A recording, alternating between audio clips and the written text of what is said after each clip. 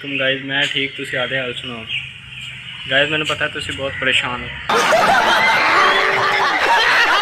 Guys आज आज तुहाडे नाल दिल दीयां गल्लां करिए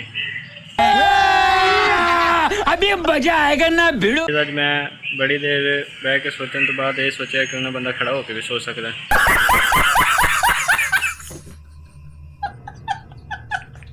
गाइस सब्र का फल मीठा होता है, मीठे से शुगर होती है और इसलिए मैं मेहनत नहीं करता।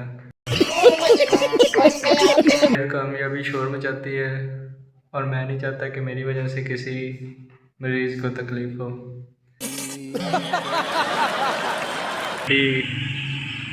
बर्बादी के पीछे तो अपना ही हाथ है। भैया जी आप तो। अगर आपको ये व्लॉग पसंद आया तो लाइक कर दो, नहीं पसंद आया तो फॉलो कर दो। मिलते हैं अगले एक नए व्लॉग में। अस्सलाम वालेकुम।